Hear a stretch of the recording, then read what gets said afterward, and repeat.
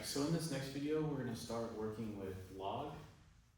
So I've written 3 new formulas over there on the board. I'm just going to be kind of adding this list over time.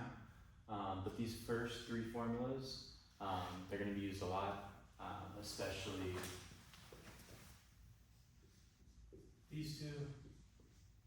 Very important formulas. We're going to be using those a lot. The top one obviously is the most important because if we don't know what a log is, then we can't really do much here.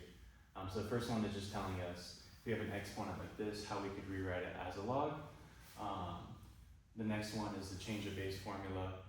And then the final one is just telling us that on a log function, this spot right here, so this is inside the parentheses.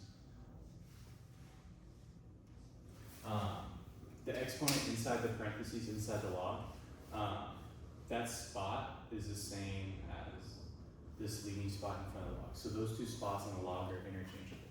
So if you have something here and you want to move it inside your log, which we will be doing at times, you can do that. Or if you have an exponent inside your log and you want to move it in front of the log, you can also do that. So these 3 formulas we can all use to solve problems like this, 3 to the power of x equals 15. And there's 2 different ways you can do this.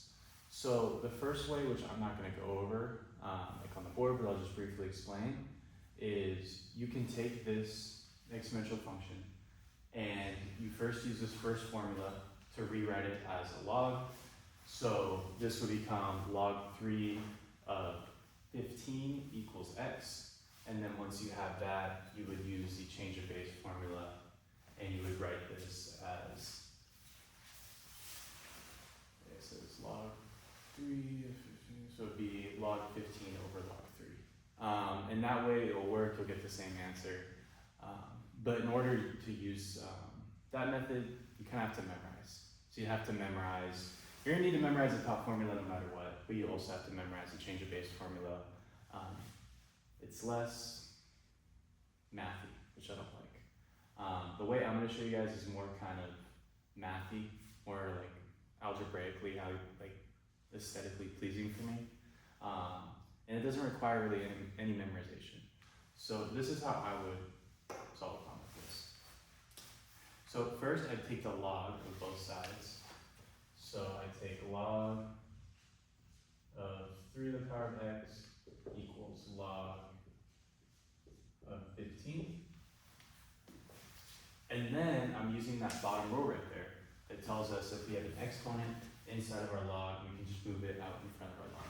So I'm taking this exponent to the power of x, I'm moving it to the front of our log. So this becomes x times the log of 3 equals the log of 15. And now you're thinking about this like you would any other algebraic function like you had in middle school. We want to get x by itself. How do we do that? Well, we just divide both sides by log 3.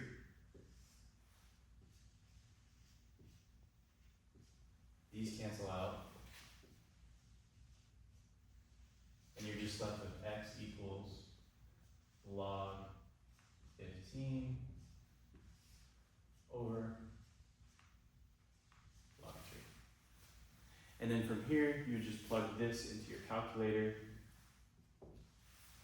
So please do this now. I feel like there's gonna be a lot of mistakes if you guys just not plugging it in right.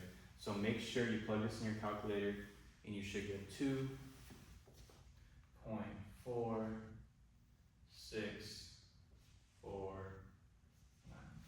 If you're doing this on a test, or whenever, and you just wanna check your work, I mean, you could easily do that.